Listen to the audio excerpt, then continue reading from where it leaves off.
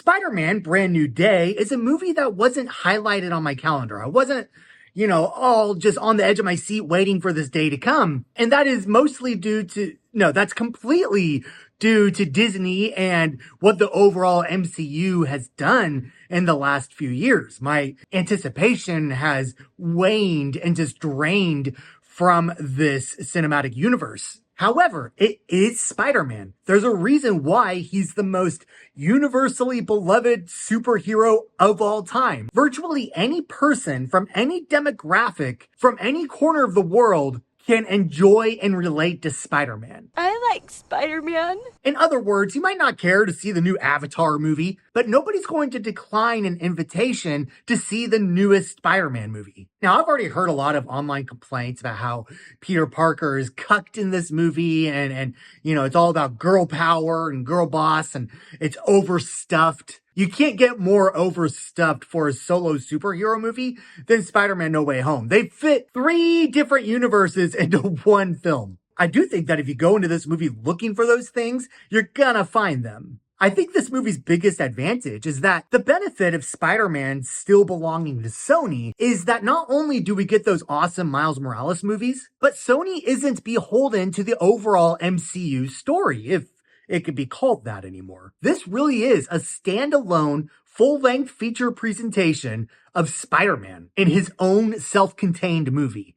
You can't say that about many other movies these days. Yeah, Mark Ruffalo coming in to make an appearance as Hulk and a couple of other non-essential Marvel characters peek their heads in. But overall, this is Tom Holland's Spider-Man movie. And it's the first 4th installment to a Spider-Man franchise, which is crazy since we've been getting Spider-Man movies for the last 26 years. Now, I know a good review when I hear one, and I think Jeremy Johns says it best. He says this is a Spider-Man movie, with the emphasis being on both Spider and Man. It's extremely dark and very sad, while still maintaining that same John Hughes, Brat Pack kind of feel. I kid you not, I was misty-eyed for about 3/4 of this movie. I can only guess what the 2 strangers on either side of me were thinking when they can feel and see my chest heaving, that's how my wife knows I'm crying in a movie, is when my whole body just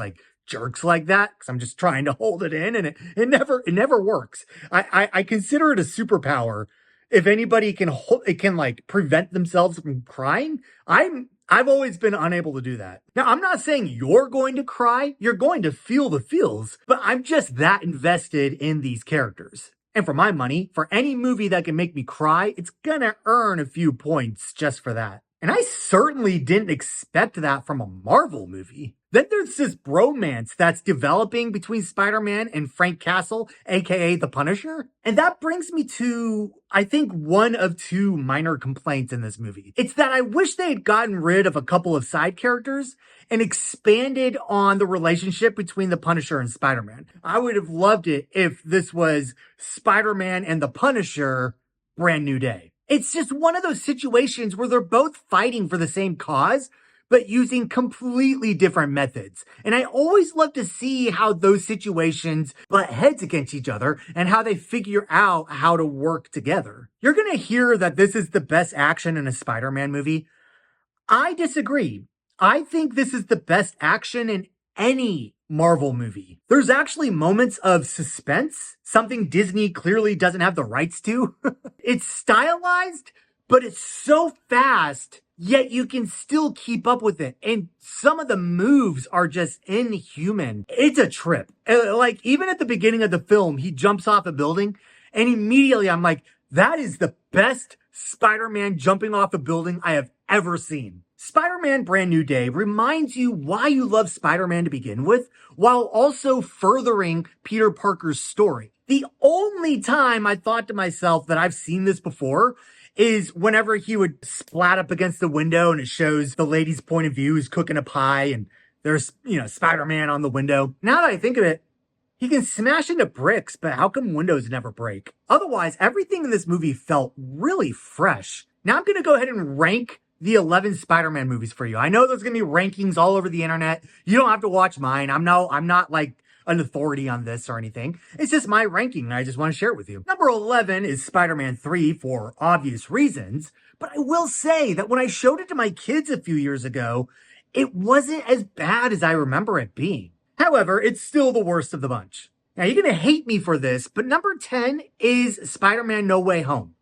It started off as the number one Spider-Man movie for me. But with each viewing, I came to realize that only the last 40 minutes are worth watching. Everything else leading up to it is really boring. It's a really good short film, a 40-minute film of all the Spider-Men meeting together. Now, I'm going to do something kind of ridiculous, but I get to break the rules here. So movies 9 through 5 are Spider-Man 2, The Amazing Spider-Man, Spider-Man Homecoming, Spider-Man Far From Home, and then Spider-Man Into the Spider-Verse. You could throw all those in a bag, shake it up, and whichever way they fall, I'll be perfectly happy. They all hold a very dear spot in my heart. And as I did this ranking, I realized that my top 4 Spider-Man movies are taken from each franchise. So I'm not going to list them in ranking order. They're all 1 through 4. And again, you can mix them up and I'll be happy with the order. The top 4 in order of release are Spider-Man because it's the original. It's what started it all. It's what set the bar and it's still really fun to watch. Then you have The Amazing Spider-Man 2.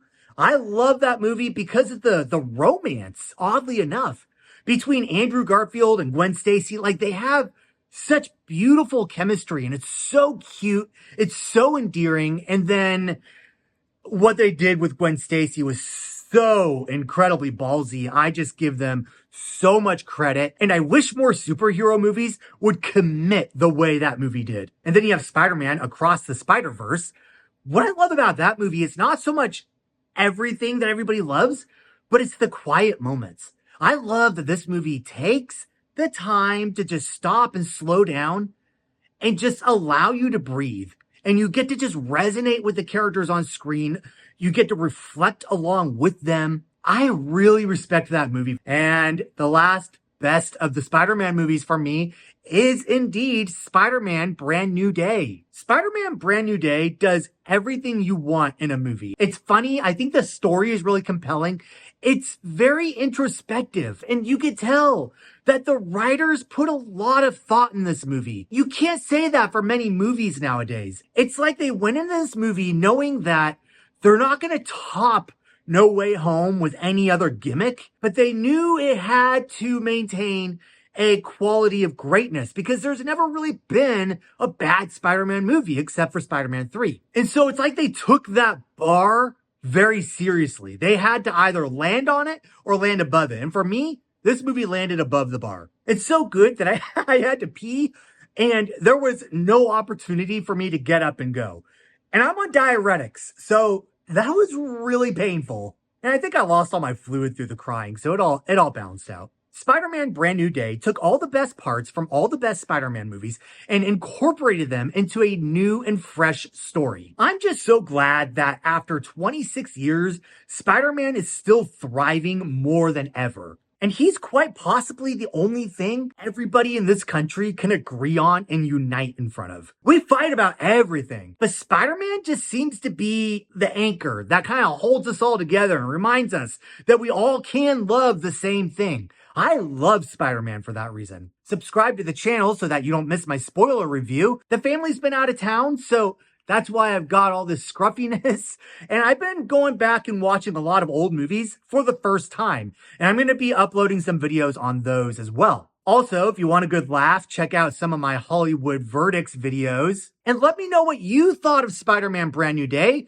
If you've seen it, please don't spoil anything. Wait till my spoiler video, but let me know your thoughts. Let me know, and I will see you in the next video.